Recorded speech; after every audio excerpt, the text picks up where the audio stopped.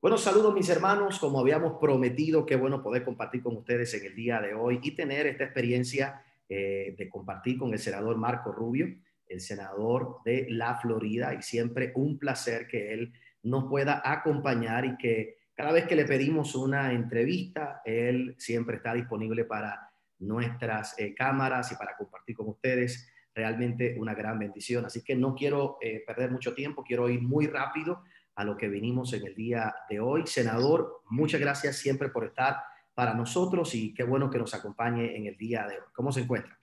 Muy bien, gracias, pastor. Muchas gracias por la oportunidad. Bueno, contento de verle y siempre estamos siguiendo su trabajo, todo lo que hace y aprovecho de parte de la comunidad hispana latina de la Florida y especialmente de Puerto Rico. Sabemos que usted tiene a Puerto Rico siempre en el corazón con grandes proyectos y muy agradecido de todo el esfuerzo que siempre hace. Y comenzando específicamente con eso, me gustaría que me hablara de un proyecto que ustedes tienen o que usted sometió con la comisionada residente Jennifer González para lo que es la industria farmacéutica en Puerto Rico. Eso ha estado corriendo mucho en nuestra isla, aunque no creo que se le esté dando toda la publicidad necesaria. Por eso quería darle el espacio hoy para que nos hable un poco de ese proyecto. Sí, como que no. Bueno, en los años 50, como bien sabes, para ayudar a través de algo que se llamaba la Operation Bootstrap, ¿no? Se creó una ley para atraer todo lo que es de manufacturing, ¿no? Manufactura a Puerto Rico. Y tuvo un gran logro. Vimos crecimiento de más de 1000% en términos de sueldos, la cantidad de trabajo, la economía en general a través de los años 80. Pero en los años 90, no me acuerdo específicamente cuál año fue, pero a través de una reforma tributaria, Bill Clinton, aquel entonces presidente, firmó una ley que a través de 10 años fue eliminando ese proyecto sobre, sobre las leyes tributarias. Y lo que vimos que fue que las compañías empezaron a abandonar a Puerto Rico específicamente las compañías farmacéuticas. Entonces yo le digo a las personas que realmente la crisis que enfrenta Puerto Rico empezó mucho antes del huracán. El huracán simplemente le agregó a lo que ya era una crisis. La falta de empleo con buen pago, buenos trabajos y todo el crecimiento económico que eso crea. Ahora nos encontramos en el año 2021 con dos problemas. Primero, una economía en Puerto Rico que le hace falta de manera desesperada recuperar, crear empleos y oportunidades para que las personas viviendo en la isla puedan seguir viviendo ahí, puedan tener sus familias ahí con ellos y lograr crecimiento económico también que le trae ingreso al gobierno y que ha creado tanta deuda como hemos visto. Y número dos, el país, Estados Unidos, tiene un gran problema y es que hoy en día dependemos de la China por más de 85% de las medicinas genéricas de todo tipo que uno se puede imaginar. Y eso es muy peligroso. Sabemos que depender de otro país por casi el 85% de las medicinas más básicas pone un gran riesgo de que eso se utilice en contra de nosotros. Entonces aquí tenemos la oportunidad de traer de nuevo ese proyecto para que regrese a Puerto Rico, aunque sea la industria farmacéutica, y eso ayuda a los Estados Unidos, a todo el país, pero también ayuda a Puerto Rico. Así que para mí tiene toda la lógica del mundo. Y es algo que si Dios quiere vamos a seguir tratando de lograr a ver si recibimos el apoyo necesario para que eso se convierta en ley. Para aquellos que quizás no conocen un poquito de la historia de Puerto Rico, el senador se refiere a una ley que había antes, en el año 80, como él dice, que se llamaba las famosas 936. Así que cuando usted oiga de esas 936 o ese número específicamente, fue esto que él está hablando y que realmente en Puerto Rico fue una de las cosas que más impacto económico tuvo a través de la historia y lamentablemente por algunas malas decisiones se fue eliminando. Y hoy por hoy hay muchos pueblos en nuestra isla que dependían realmente de estas fábricas o de esta industria, porque miles de empleos se creaban alrededor y otro tipo de economía. Y cuando comenzaron a escucharse que era posible que entraran otra vez las farmacéuticas a Puerto Rico, para muchos que estuvimos en esa época, pues fueron grandes y buenas noticias. Así que, ¿verdad? Para dar un poquito de contexto a aquellos que nos escuchan también en la Florida que no conocen. Senador, hay varias preguntas que quiero hacerle de cara al futuro. Hay una en particular que yo sé que usted siempre contesta con el corazón. Y me gustaría preguntarle, los hispanos o los latinos en Estados Unidos, especialmente ahora en Florida, que es el lugar donde usted atiende personalmente, ¿estamos mejor en este tiempo bajo esta nueva administración o realmente con la administración pasada habían algunas diferencias que beneficiaban a los hispanos? Bueno, yo siempre empiezo con la premisa de que el 99% de lo que pasa en la vida de uno no tiene nada que ver con el gobierno federal. Se trata de lo que está pasando en su propio hogar, en su vecindario, en los gobiernos locales y todo lo demás. Yo creo que sin duda no se puede negar que antes de la pandemia vimos un crecimiento económico en este país que beneficiaba a todo el mundo, pero vimos específicamente beneficios no solamente para la comunidad hispana, que no solamente es una comunidad trabajadora, sino una comunidad de pequeños comerciantes. También lo vimos en la comunidad afroamericana también. Obviamente la pandemia paralizó todo eso, fue un desastre para todos los sectores, todas partes del país y todos los americanos, y estamos empezando a tratar de recuperarnos. Lo que sí le puedo decir es que algunas de las decisiones que se hicieron al nivel local de mantener cerrado completamente sectores de nuestra economía le hizo gran daño a muchos pequeños comerciantes, le hizo gran daño a muchísimos trabajadores también. Le estoy pensando en el centro de la Florida, donde todos esos trabajos alrededor de los hoteles se perdieron. Personas que de un día al otro no han podido mucho regresar a trabajar. Eso ha sido un desastre. Eso fue decisión que se hizo, no simplemente restricciones locales, porque la Florida realmente ha sido más abierto que los otros lados, pero sino también restricciones que se hicieron sobre quién podía viajar, cuándo se podía viajar y todo lo demás. Ahora, yo creo que es muy temprano para decir. Lo que le diré también que hay otro factor aquí, que es cuál es el futuro del crecimiento económico. Y hemos visto ahora a través de la política de esta administración, aquí, mira, aquí es muy lindo decir vamos a repartir miles de millones de dólares y todo, y lo hemos tenido que hacer durante la pandemia, pero en enero se hizo una decisión que yo pienso que fue desastrosa. Una cantidad de dinero que entró a la calle, que sabemos en un reporte salió que más de la mitad, casi la mitad del dinero del desempleo, del unemployment, se lo han robado grupos criminales en el extranjero a través de identificaciones falsas que han utilizado para robárselo. Ha sido un escándalo. Pero lo que hemos visto ahora y lo que estamos viendo es un alzo en los precios. Todo cuesta más. Si uno ha ido al supermercado, ha visto que todo cuesta mucho más en la construcción, en todo. Ya aquí no se consigue automóvil, los automóviles son más caros. Así, cuando viene a ver la comunidad de que son más impactada con altos precios que estamos viendo a través de esta inflación que ha empezado en este país, a causa de las decisiones hechas por esta administración, son las personas trabajadoras y la comunidad hispana en nuestro estado, en la Florida y en el país, es una comunidad trabajadora. Obviamente hay hispanos que son multimillonarios, pero hay millones y millones de hispanos que son personas que trabajan a diario y que no pueden costear estos altos costos que están ahora encima de ellos. Así que le diré que basado en eso, sin duda estamos peor hoy que estuvimos hace 2 años. ¿Y cómo los que nos están viendo en el día de hoy tienen que enfrentar esta situación? ¿Cómo los hispanos que están en la Florida, aquellos que estamos en Puerto Rico, qué usted cree como senador que tenemos que hacer durante este tiempo? Bueno, lo más importante, en mi opinión, obviamente, es apoyar a esos oficiales públicos a todos los niveles que entiendan la importancia de lo que es el pequeño comercio y de los trabajos. La importancia de tener una economía que está creando trabajos. Eso es importante para Estados Unidos, para todo el país. Llegó una época aquí en que este país y grandes corporaciones que no tienen absolutamente, se llaman corporaciones americanas, benefician de nuestras leyes, pagan muy pocos impuestos en este país, pero no tienen ningún problema en mandar miles y miles de trabajos al extranjero, a otros países. Y a lo que se quedan atrás son los trabajadores que ahora se han quedado sin ese empleo. Así que es importante apoyar a políticos que están a favor de crear incentivos para que ese empleo se cree aquí en Estados Unidos. Nosotros en la política no tenemos ninguna obligación de hacerle favores especiales a una corporación porque ellos tengan su sede en una oficina en Nueva York.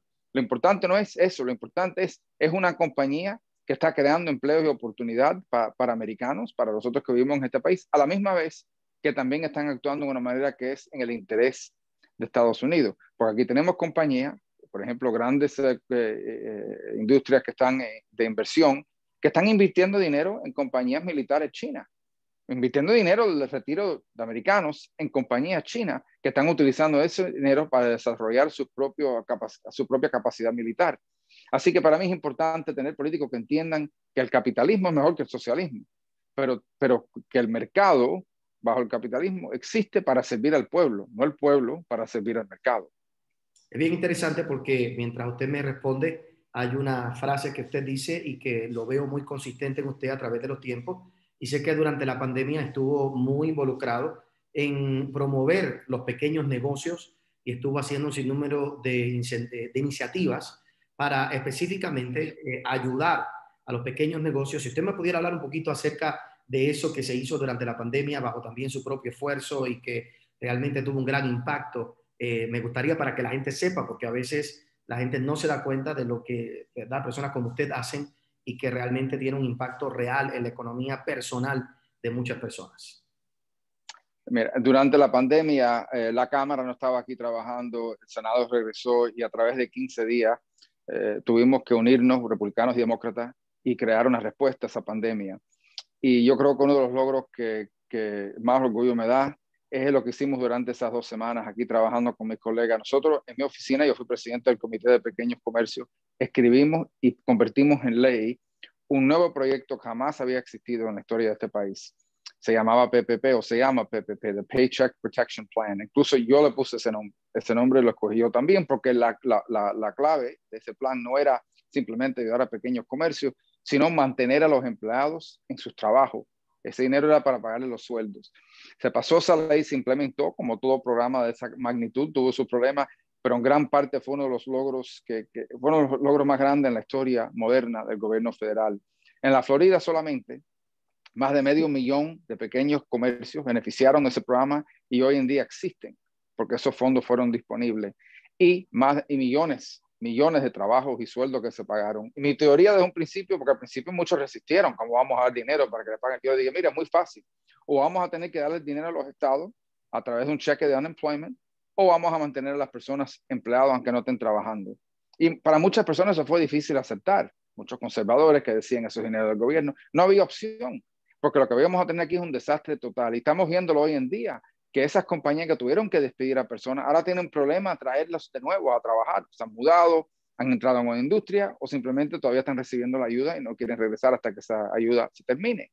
Así que no hay parte del país, no simplemente de la Florida, donde yo vaya, que yo no oigo de un pequeño comerciante que nos da las gracias por el plan PPP, que lo logramos nosotros, que lo escribimos nosotros, y lo que yo siempre le digo a las personas, ese no fue mi dinero, ese es el dinero del contribuyente, que se dedicó para ayudar al contribuyente en un momento de crisis cuando no se sabía hasta cuándo los comercios iban a mantenerse cerrados.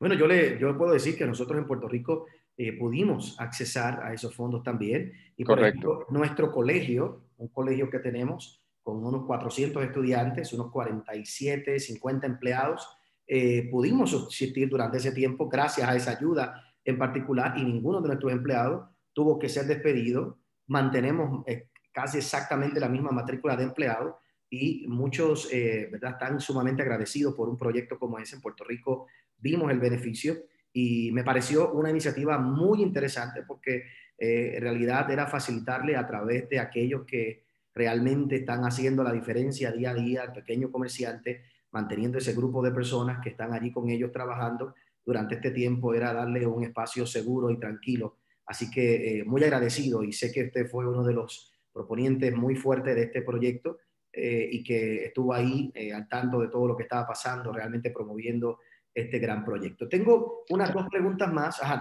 diga. No, simplemente le voy a añadir a eso que jamás en la historia del Small Business Administration se había utilizado fondos para organizaciones caritativas de no lucro, ¿no? Como iglesias, escuelas, y por primera vez se incluyó en el plan PPP, que fue esencial, porque yo decía, esos son trabajos también, eso fue otra iniciativa nuestra, y por eso le digo que yo le doy gracias a Dios que tuve en lugar un staff muy bueno que nos ayudó a escribir esa ley, junto a mi colega Ben Cardin, demócrata de Maryland, porque yo no sé lo que hubiera pasado con la economía de este país, incluso de muchísimas iglesias y escuelas, si no fuera por el plan PPP, que pudieron accesar esos fondos, algunas veces, en 2 casos pudieron hacerlo, o hubieran cerrado. Bueno, yo estoy muy agradecido. Nuestra institución lo pudimos hacer y hoy muchos de todos nuestros empleados, yo le puedo decir que personalmente en nuestra iglesia, en nuestros colegios y en algunos de nuestros negocios que pudimos aplicar, nuestros empleados permanecimos con todos ellos teniendo trabajo durante todo este tiempo, un trabajo seguro, un trabajo digno, gracias a la ayuda en ese proceso y me pareció para mí fue muy sorprendente que ocurriera. Lo comento, fue muy rápido, nunca había hecho un proceso tan rápido con SBA como se hizo, algo muy sencillo, muy simple y muy ágil dentro de todo el proceso, así que por lo menos yo puedo decirle de mi parte y de un gran grupo de empresarios que conozco, dio muchos resultados y dio mucha esperanza y se sostuvo una gran parte de nuestra economía basado en eso, así que muchas gracias por todo ese esfuerzo. Le comento, estoy aquí en Guatemala y cuando llegué aquí a Guatemala me encontré con la visita de la vicepresidenta. Probablemente he escuchado la famosa frase que se ha vuelto por ahí, do not come, do not come, do not come, cuando en la parte, mientras estaban en campaña, pues decían que se abriera todo el país y que todo el mundo podía llegar. Yo quisiera en esta línea hacer dos preguntas a usted, porque primero usted es el senador de la Florida. Sé que en la Florida ha habido un gran incremento de personas mudándose a la Florida de diferentes estados. ¿Cómo ustedes están trabajando con esa situación?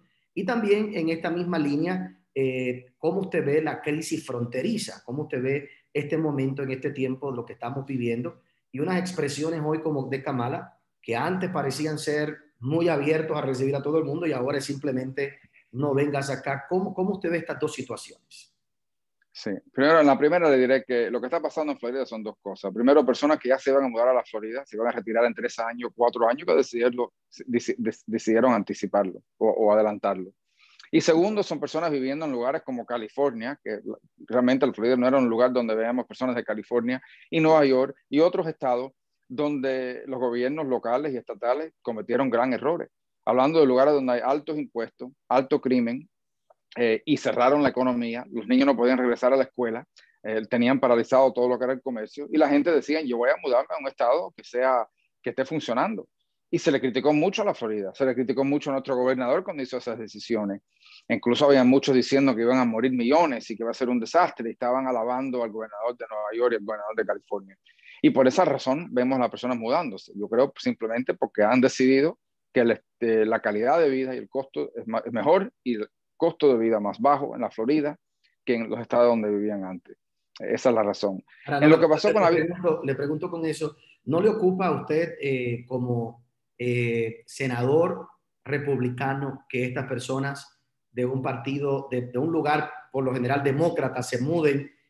¿Cómo podemos cambiar la mente para que entiendan que es la política republicana la que ha hecho ese lugar posible para que ellos puedan vivir, ¿verdad? Porque vienen de un lugar y lo que yo he visto es que hay gente que después permanecen con esa mentalidad demócrata en este estado republicano. Bueno, yo creo que eso siempre es posible, y hay personas que pueden mudarse en este país, se pueden mudar donde no quieran mudarse.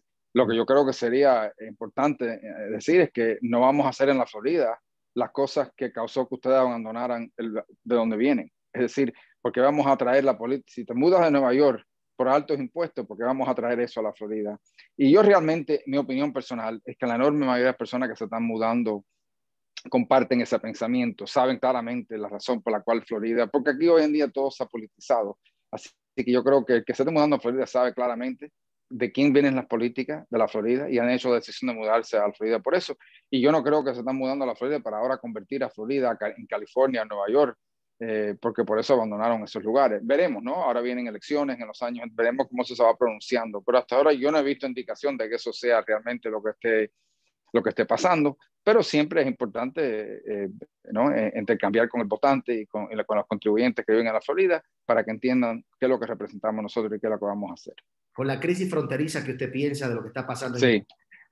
Mira, yo creo que el mensaje que dio la vicepresidenta es la correcta. Desafortunadamente, eso va en contra de lo que ha dicho ella y su partido por más de 1 año y medio. Mira, yo simpatizo enormemente con la situación en Honduras, en Guatemala, hasta cierto punto en El Salvador. Yo entiendo y conozco a personas que están viviendo en esas condiciones. Y se lo explico a todo el mundo. Hay que entenderlo. A uno le parte el corazón cuando se da cuenta la desesperación que existe. Pero yo no creo que es de beneficio para nadie, incluso para estos países o para estas familias, invitarlos a que se entreguen en manos de estas redes criminales de traficantes que abusan de las mujeres, que abusan de los niños, que matan a los hombres, que son algunos de los peores seres humanos del mundo, que se dedican al tráfico humano que estamos viendo en este momento. Y cuando Estados Unidos tiene políticos que aspiran a posición como la presidencia, con un mensaje en general de que aquí se va a abrir y que todo el mundo vamos a aceptarlo, es una invitación. Y cuando dices que si se aparece con un niño, te vas a poder quedar con un beneficio especial que no tienen los demás, estás creando un incentivo para que traigan niños. Y esa es la realidad. Y es lo que está pasando. Y le diré que eso le está haciendo daño a Estados Unidos, obviamente, pero le está haciendo daño a México, que es el país donde está cruzando las personas y está pasando toda esta criminalidad de de estas redes de tráfico de personas, a la misma vez que le está haciendo daño a Honduras y a Guatemala, que están perdiendo a sus jóvenes. ¿Qué país puede construir un futuro sin sus jóvenes y sus familias? Así que yo creo que es importante trabajar junto con esos países para mejorar las condiciones dentro de esos países y hacer todo lo posible, ¿no? Porque al final del día el destino de esos países le pertenece a su pueblo y a su gobierno. Pero lo que no podemos hacer es crear un incentivo para que personas vengan acá, en muchos casos pagando miles de dólares de sus familiares en Estados Unidos, para que entonces sean abandonados, mujeres violadas y todo lo demás, porque estamos hablando de estos grupos narcotraficantes que ahora se han dedicado a esta industria de traficar en personas, que son criminales los más horribles y más violentos del mundo. Senador, sé que su tiempo es corto y quiero siempre respetarlo muchísimo porque cada vez que lo llamemos nos gustaría que nos atendiera. Una última pregunta. En estos días, y quiero ser cuidadoso porque quiero que esta sea de las entrevistas más fáciles que usted tenga siempre, que pueda hablar y que tenga el espacio de hablar, pero en estos días se anunció una candidata congresista, me parece, que del Partido Demócrata, Val Demings, que va a competir o que quiere competir por el escaño que usted tiene en el día de hoy. ¿Qué opinión usted tiene de eso? ¿Cómo la gente puede ver la diferencia? ¿Qué mensaje le tiene que dar usted al pueblo en este tiempo Sí. en la Florida? Mira, yo no soy el dueño de este escaño. Yo estoy aquí porque fui electo y si quiero seguir, tengo que ser electo de nuevo. Así que a mí no me pertenece este escaño. Yo sabía que había unas elecciones. A mí no me lo iban a regalar. No era como los demócratas me iban a ofrecer. Iba a haber un candidato demócrata. Y yo sabía que iba a ser un candidato de izquierda, para ser sincero, porque el Partido Demócrata se ha convertido en un partido de extrema izquierda, su base. Es decir, es imposible aspirar como demócrata y ganar una primaria sin venir de la extrema izquierda, porque ahí tiene el dinero, ahí viene el activismo y todo lo demás. Yo creo que esta elección va a ser, si ella es el que gana la primaria demócrata, pero quien sea, van a poder escoger. Por ejemplo, en el caso de esta congresista Val Demings, es muy simple. Ella ha estado aquí 5 años, no ha hecho absolutamente nada, no tiene ningún logro. A mí me calificaron como el senador republicano más efectivo, el que más ha logrado durante el último Congreso. El número 2 en todo el Senado, en liderazgo. Y a la misma vez, con el Lugar Center, otro grupo bipartidista o no partidista, me calificó como uno de los senadores más bipartidistas, que más trabaja con el otro lado. Y mis oficinas recibieron un premio por ser la mejor en el Senado, en cómo ayudan a los constituyentes, cómo ayudan a las personas que nos llaman con diferentes problemas que tienen. Así que yo tengo un récord de logros de la ley VA. Una de las primeras leyes que firmó Trump fue una ley para ayudar a los veteranos con cuidado de salud. Casi solo me tuve que pelear con mi propio partido para rebajar los impuestos sobre las familias trabajadoras. Hablamos ya del PPP. En mi historial sobre China, bueno, fui el primer senador sancionado por China. Me han prohibido hasta viajar a China, aunque yo no tenía programado viajar a China, pero bueno. Y a la misma vez que todo eso, mi activismo en América Latina, por ejemplo, se sabe ya, eso ha sido escrito por más de 2 años, las amenazas de muerte que vinieron de parte del régimen de Maduro por todo lo que yo he hecho sobre eso. Así que ese es mi historial y lo vamos a comparar al historial de mi oponente, a ver, a la misma vez cuáles son las políticas que uno representa. Yo estoy a favor del sentido común, estoy a favor de que se respeten aquí las tradiciones, los valores tradicionales que como hispanos tenemos y como país hemos tenido. Aquí yo respeto a todo el mundo que tenga diferencias o que quiera vivir de otra manera, pero aquí no se puede crear un ambiente en que las personas que tienen valores tradicionales se le estén enseñando a los niños en la escuela que todo lo que le dicen sus padres y todo lo que aprenden en la iglesia es falso o no es correcto o no se debe hacer o discriminatorio. Yo creo que este país tiene una historia también sobre la cual debe tener mucho orgullo. Hay errores, sin duda, en nuestra historia, pero es el país más grande en la historia del mundo y yo quiero, esa es la verdad y eso es lo que yo quiero que nuestras escuelas enseñen. Así que hay mucho por discutir en esta campaña cuando el momento llegue. Va a haber una gran diferencia entre yo y quien sea mi oponente, sea Val Demings y otra persona. En fin, ella ha votado con Nancy Pelosi 100% de las veces. Si quieren a Nancy Pelosi como senador de la Florida, pues entonces estamos entrando en los mismos problemas que tienen las personas que estaban abandonando a California en este momento. Creo que sería un error. Bueno, yo espero que así, que no sea así, que espero que realmente la gente pueda entender la diferencia que hace el Partido Republicano en sus pensamientos y personas como usted específicamente dentro del Partido Republicano. Y quiero agradecer este tiempito que usted nos da, siempre muy agradecido por el esfuerzo que hace. Gracias por todo lo que hace por nuestra isla, por Puerto Rico y por los hispanos en el centro de la Florida. Digo, en toda la Florida, pero nosotros atendemos más el centro de la Florida. Así que gracias Claro. siempre por su disponibilidad. Esperamos verlo pronto una vez más, saludarle personalmente en alguna reunión por ahí en Washington o en algún sitio, pero una vez más, muchas gracias. Así que los vemos Mu- más adelante. Muchas gracias, que Dios los bendiga a todos.